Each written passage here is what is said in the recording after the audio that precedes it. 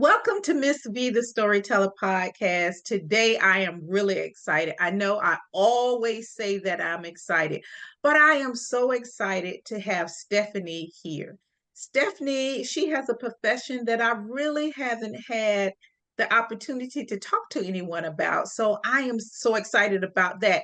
And the fact that she's a storyteller, and you all know how I feel about stories. So having someone who's also a storyteller like me makes my heart just flutter. It's like, oh, she's going to tell a story. We're going to be so entertained. So before we get to all of that, Stephanie is going to share a little bit about herself with us. So Stephanie, go ahead and share a little bit about yourself with us. Sure. So I call myself a developmental narrative artist. Really, what that means is I help people build their books and tell their stories for either the purpose of being a published author or for the purpose of healing and really expressing their stories in new and profound ways so that people can make more of their existence, make their life bigger and better, no matter what they've been through, change all the hard stuff into a narrative that really makes a difference in their own world, first and foremost, so that other people can connect and yeah, heal the damn world. Yeah. So that's what I do. I work with people on writing, on coaching, and I write for them sometimes. I always say with them because it's always their words, their voice, their tone. Sometimes some people are just wanting to narrate more than they are wanting to write, or that's their special talent. So that's what I do, who I am. Like a master generalist. I love a lot of things. I love to be with people, and I also love to be alone and with my dog and out in nature. I'm a traveler and just kind of like an experience junkie, I would say. Like I like to know a little about a lot. So Mhm. so the work that I do is quite cool because, sometimes I'm mastering the learning about the healthcare system, and other times I'm learning about, some new type of way of thinking or spiritual aspect of what someone wants to put forward. So yeah, so that's, I guess, who I am in a bit of a nutshell. I love it. I love the fact that you help people with their stories because sometimes we have our own stories within us, but we don't have that thing to help us to get it out in a way that's entertaining for other people or in a way that people can actually learn from our stories. So I really do love that about you. And that's why I was so excited to have you to come here because you really help us or help people with stories. Now, I write stories, but I also tell stories. I'm a storyteller, so I tell. And so when we had our meet and greet, we were just laughing and we were talking about all kinds of stories. So it's going to be good. But I want to make sure that we get to the essence of the stories, sharing your stories, whether you write them, tell them, however way, but get them out into the world because it helps us. Oh my God, it helps us when we're going through something and you've gone through it and you made it on the other side, it encourages other people to do the same thing. And so even when you write it, you've left a legacy. You left behind something in the world with your name and your stamp on it. This was Valeria. This was Stephanie. And you leave your mark. So I want you all to share stories. And right now, Stephanie is going to share a story with us. So, Stephanie, go ahead and share your story with us. Thank you. So, in listening to your podcast, the way that I'm going to present my story today is a little bit different. I always ask people that I work with to step into courage and to, read what they write aloud, no matter where they're at in the process of creation. So, without the perfection attitude. So this is a story that it's a draft of a story that I've crafted, that'll be a part of my own memoir that I'm writing.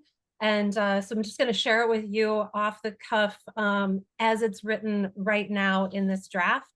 And yeah, here it goes. Okay, let's do Okay. it. Let's do it. All right. The big hand on the 12 and the little hand on the 9. Now was the time to ask her. Like clockwork, my mom would fall asleep on the couch about 2 hours after dinner while watching television. It was a great time to ask permission to sleep over at Katie or Jill's house on a Friday, or if I could have a piece of chocolate. So I realized it was prime time to ask her a question I was dying to pose all day. With every step I took toward the couch, I worried if she was sound asleep enough. Lightly placing my feet down, one in front of the other, I carefully observed her as I moved closer. I knew the telltale signs that signaled she was deep enough asleep to go right back under and forget anything I said to her. Eyelids closed with a slight twitch, check. Mouth slightly open and a soft purring snore, check. In the background, Nick at Night played reruns of her favorite show, Andy Griffith. A commercial came on, and suddenly the volume became louder. Look at that mess. Time to get out the broom and that dustpan. That's a lot of work. I looked over to watch a 90s housewife on a Dirt Devil commercial sweep up soil from a houseplant that had been tipped over by her dogs. I looked back to the couch to make sure my mom was still asleep. She hadn't moved an inch. Check. I moved next to the couch and knelt next to her. Mom? She didn't move.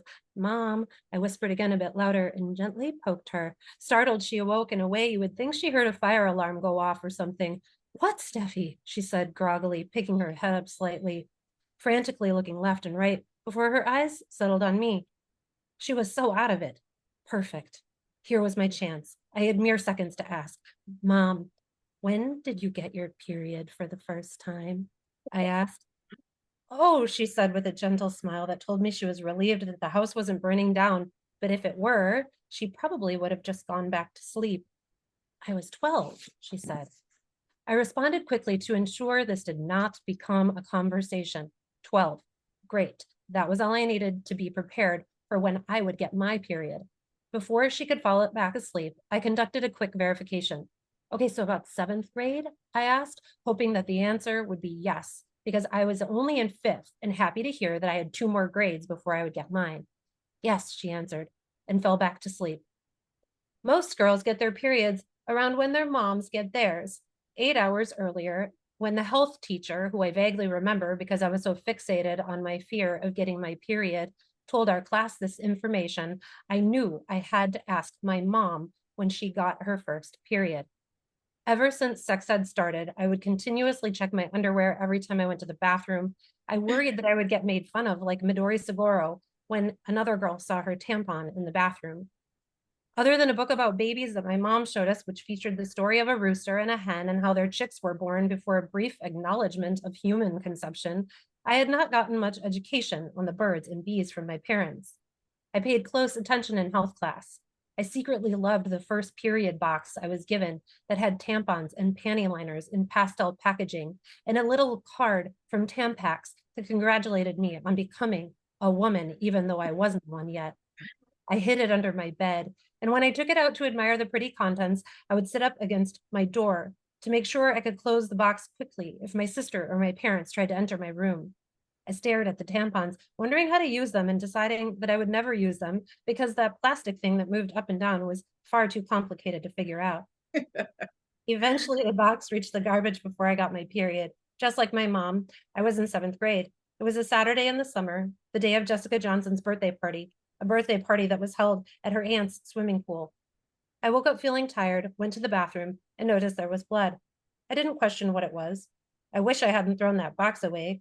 My mom was out of town visiting my grandma, and I was left alone with my dad and my sister. I couldn't tell either one of them that this was happening because my dad was a man and not a great guy and understood kids, let alone an awkward teenage girl. If I told my sister, I feared she would use it against me in public when she got mad at me because that's how it worked. I called my mom from my bedroom phone, pulling the long cord across the room to sit on my bed. I pushed in the plastic buttons and waited for it to ring to my grandma's house. When I told my mom, she asked if I would tell my dad, and I refused. She didn't insist because she understood why she was the only one I could tell. We decided together that I would take money out of the jar I had collected in my bedroom and ride my bike to the Jonathan General store to buy pads. I would rather the cashier witness me buy pads than tell my dad, but I was still embarrassed. I wore a hat and tried to alter my appearance, so maybe she would think I wasn't the kid who loved to go there and buy candy, cigarettes, Big League Chew, and soda with my friends. Would she look at me differently? Pulling the only sanitary napkins they had off the shelf, I looked around to make sure that none of the kids from the Mm-hmm. neighborhood or their parents were in the store. Laying them next to the register, she rang me up, and I quickly picked through the change in my hand I had taken from the jar to pay her a few dollars before I rushed out the door, hopped on my pink Ted Speed, and got home to get ready for Jessica's birthday party. The whole time, I wondered how I would get into the pool. I imagined the pad in my suit inflating into a flotation device. I already felt like I stood out because I was 6 inches taller than almost every other girl I was friends with and a foot taller than the boys in my grade. But there were no boys at Jessica's party. Thank God. When I got home, I chose a pair of tan jean shorts, one piece pink swimsuit, and a cable knit sweater, long enough to cover up any possible detection that I had a huge pad stuffed in my suit. Jessica had rented a limo to take us on a ride before we went swimming. It pulled up, and I officially had to leave the house. Ducking into the car, I worried that someone would see the outline of the pad, so I made sure that my backside faced outside, pulling down my sweater to keep it from inching up. Sitting in my seat, I realized that none of the girls had noticed the pad, and for a short period of time, it felt like nothing had changed. When we got to the pool, I delayed going in, keeping my jean shorts on and remaining in a chair. I hated going swimming with people because I had been called fat a lot when I was younger and preferred to swim in places where I felt safe from bullies. My friends didn't bully me, but I worried they would talk about me behind my back because that's what seventh grade girls do. I Mm-hmm. was the tallest and the biggest, and now I feared I was the only one who had my period. It appeared that way because everyone else was in the pool laughing and splashing around. I decided to go to the bathroom to check my pad. To my surprise, there was only a tiny amount of blood. I peeled the pad off my suit, wrapped it up in a foot of toilet paper so no one would see it, and stuffed it in the garbage can. None of the girls ever found out I had my period. In fact, that was when I first learned that it felt safer to hide it. Over time, until late in my adulthood, to guarantee that the shameful plague that hits 50% of the population every month would not be seen, I tucked my tampon, because I eventually learned how to use them, in my sleeve every time I made my way to the bathroom. Wow, that is so good. I love it. I love it. And because you were so kind to share your story, I will share my story. Now, my story is totally different than yours. So I have an older sister, and my mom and my dad are at the time were separated. So growing up, my mom's a single mom, it's four of us. My mom just never had the talk with us. We never had the talk where she sat down and told me and my sister and the boys about the birds and the bees, periods, none of that. You just learned. And so my sister being older, it was my sister, my brother, me, and then my younger brother. You would think that she would share things with me. She didn't. She was older and she was in her world. She was a teenager, boys, all of this. So nobody told me anything.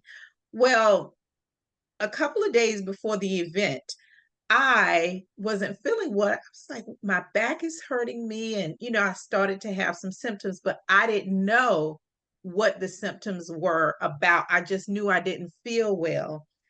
And my sister, she had her cycle, but I never knew any of that because she didn't act, she was already mean. So that didn't, because sometimes they say you get irritable.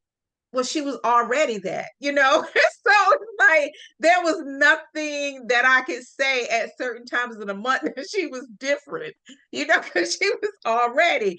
Anyway, so, I started to, and I was like, I just don't feel good. So I went to bed that night. The next morning, now my sister and brother older, they went to school before I did. I got up and I go to the bathroom, and I literally felt like I was going to die. I literally started to scream and holler, oh my God, I'm going to die, because my underwear was soaked and I was like, I'm bleeding down there. Nobody was home but me. And I'm like bleeding, and I don't know what's going on. And I'm hollering and I'm screaming and I'm crying. I'm going to die. I'm going to die. I'm going to die. So I run in my mom's room. I pick up the phone. I call my mom, And I tell her, I'm like, Mama, I'm gonna die because there's blood coming from down there. I didn't do anything. I'm telling my mom, I didn't do anything. I didn't do anything. I'm on a defense because I'm like, I got, she's gonna think that I did something and I didn't do anything. Nobody did anything to me. I didn't do anything. And my mom was like, just calm down, calm down, calm down. It's coming out of me. It's coming out of me, Mama. And she was like, calm down, just calm down. So I finally took a breath and I started to breathe and I sat down and she said, you started your period. What? And that's exactly how it came out. What? And she said, you started your period. This is something that happens to all girls. But that's not right. I'm telling, but I don't, what? And it, and my mom, my mom was like, okay. So now she decides to have the talk. So she lets me know, she tells me everything. And then she says, you don't have to go to school today.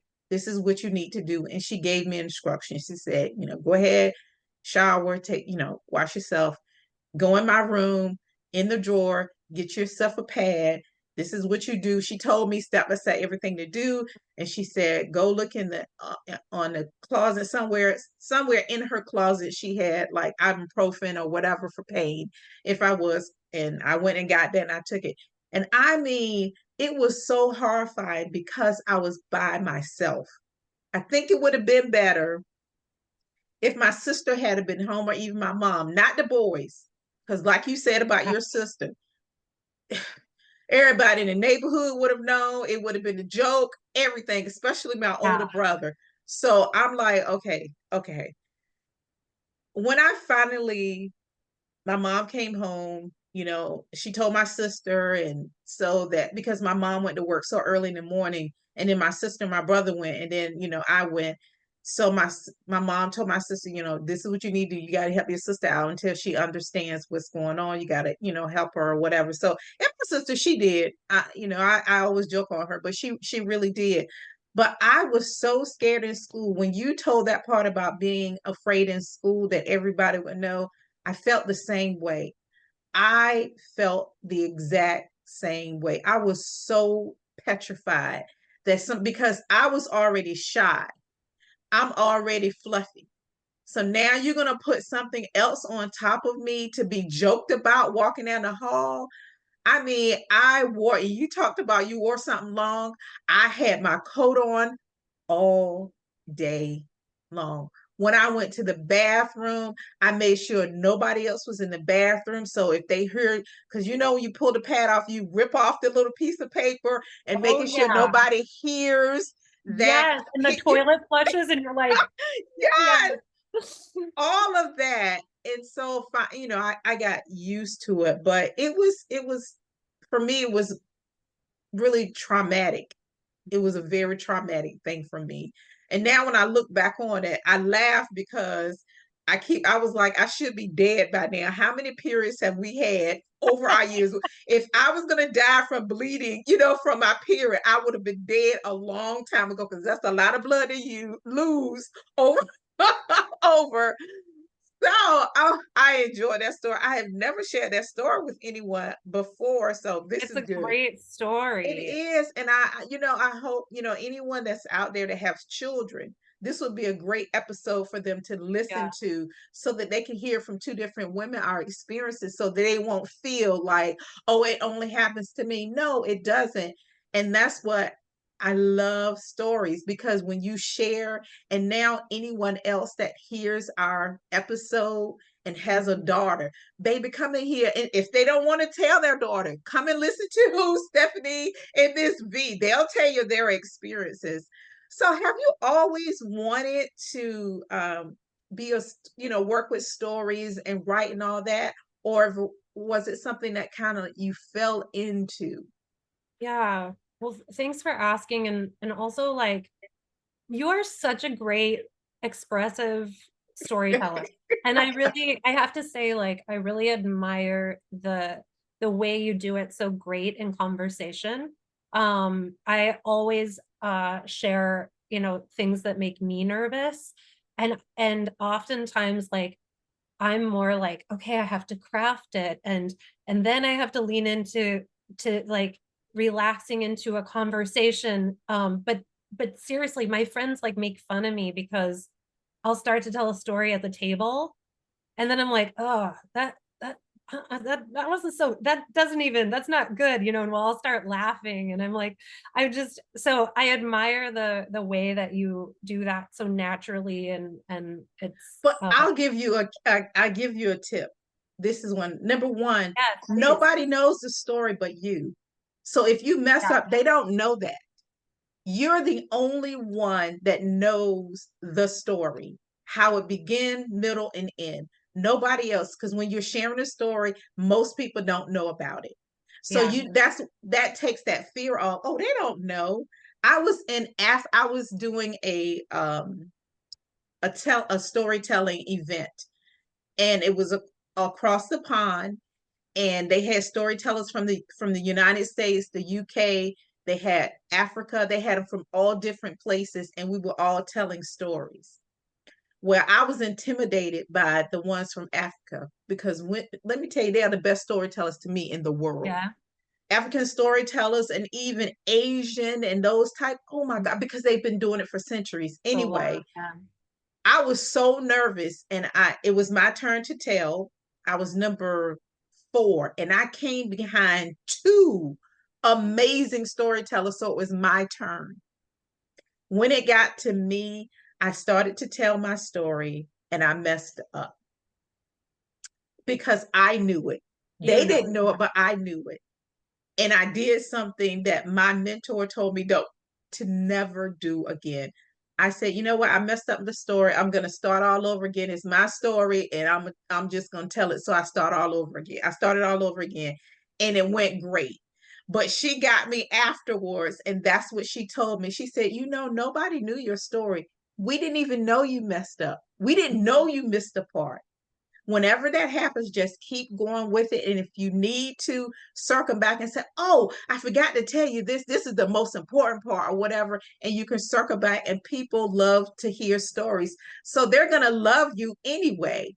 They're not going to say, oh, and kind of edit you and score you or whatever. They love stories. So that's your story. When you tell your story, nobody knows it but you. Only you. I So love you just tell it. Just be Stephanie and just tell it. But did you always want to be? it. Did I always want to? Well, I wanted to be a writer as Okay. a young person, very little kid.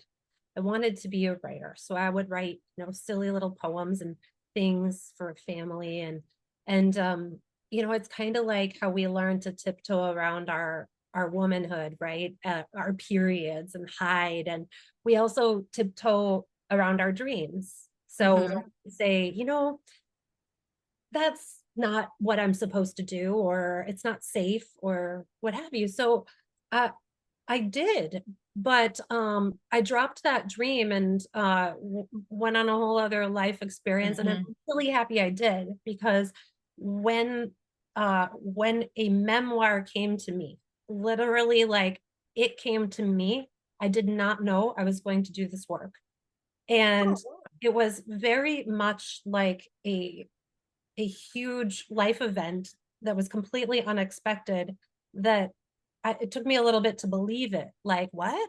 Huh? You think that I can help you write your book? What? And so then, yeah, that came back to me again, and then I made sense of it all, and I was like, I read a lot. I read and read and read. And one of my grandmas always told me, read, read, read. You'll be able to write better if you read a lot. And my other grandma would sit down with me and have me write letters all the time.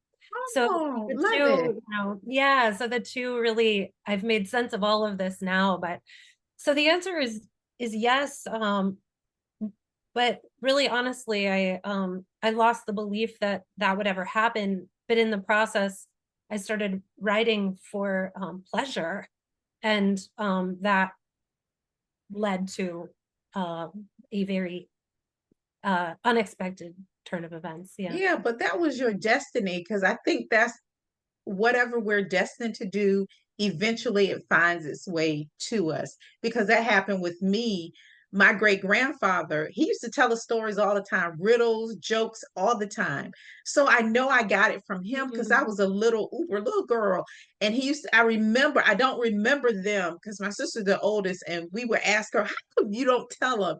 You should remember because you're older, but she couldn't remember all of them. It was like two or three. She remembered small parts, but not the whole thing. And when I became a teacher, I used to make up stories. And I know it came from my great grandfather. And then eventually, the more, as my life went forward, I ended up being a storyteller. So I think, if you're destined to do something, it's gonna find its way and work out. So I think that's great. I love that about you. So real quick, this is a question that I always like to ask when I have a guest to come on the show and share a story. And that is, when you look back on that time to that little girl and everything that happened with your parents, what did you learn from it? Now, I'll share what I learned from it. When I look back on that story, you need to talk to your children. You need to tell them so you won't scare the heck out of them. You need to share and talk to your kids and make sure that they feel comfortable and answer any questions. So, number one, they won't go outside and go somewhere else and get somebody else's way because they may not be your way, but also so that you can build that relationship. So, when we have our different problems, we feel comfortable to come to our parents. So I really learned the importance of talking to your kids about those issues. So what Yeah. did you learn when you look back on it and you say, God, I really learned that from that experience in my life? Yeah. Well, I would share the same that you're talking about, and just in terms of being open with kids and destigmatizing these things, periods, so that we don't have to hide so young. So I think when I look back, and what I've taken out of the experience is that really, like, that's when I really learned to hide certain parts of myself, Mhm, mm, namely those that are more feminine, or telling that I am a woman, that then led into, doing that at work, right? Oh, I if I tear up, or people say, oh, you're mm, emotional, or hide, hide, hide, shove it down, and um and then ultimately, thankfully, I set myself free from all of that, mhm, because I look back and went, gosh, certain things that occurred in my life or didn't happen the way that I wanted them to, or whatever. Everything happened the way I wanted to. It always does, but in the moment, in the moment. Mhm. you know, a lot of it's almost all has to do with hiding parts of yourself, or for me, hiding parts of myself. Because if I would have shown up emotional, yeah, yeah, I'm emotional. Isn't that awesome and human? And, like, doesn't that make it that I'm relatable? Doesn't that make it that I care? I can connect with you? Instead, it's I better shove those tears down, and then I just cry harder by myself later. Yeah, Know what I mean? I It's very do. isolating. So I think the sort of, like, freeing of one's self, to be who you are, and also to just really appreciate the natural aspect of being a woman, of being a human being if you're not a woman, yeah. So Yeah, that's yeah. why I asked that question because I love the fact that I always go back and circle back and, think about what I learned from whenever I go through something. And I love to go back and say, okay, this is what I learned from it. So, yeah, about being a woman, and I was just like you, I hid a whole lot of stuff too. I Yeah. did. So, I want to give you an opportunity to tell us what's going on, where we can find you. If we want to write a book and we need help, we can find Stephanie. So go ahead and share where we can find you and what you have going on. Great. Well, so currently I work with a couple of authors at a time to help them write their books. If you are interested in writing a book and you want to talk to me about either developing your book or doing development and building the book together, I offer collaborative authorship. You can book a consultation with me at my website, which is the Wild Larynx, Larynx. It's here, Lyrics. Okay. Larynx at .com. And I also starting the process of providing storytelling frameworks for retreats to help people really capture the art of their transformation and turn it into a beautiful little storybook. So Perfect. you can find me at thewildlarynx.com as well, or on Instagram at thewildlarynx, or it's Stephanie Lynn B. Okay. I will make sure all of that is in the notes so they can just scroll down and just click on. Thank you, Awesome. Stephanie, for being here and sharing that story So with much. us. I think Thanks. it's And thanks beautiful. I know for you're going to allowing make me. some changes to it when you put it in the book, but I think it's beautiful. I Thank you. love it. And thank you for being here. Thanks for giving me the space and the time.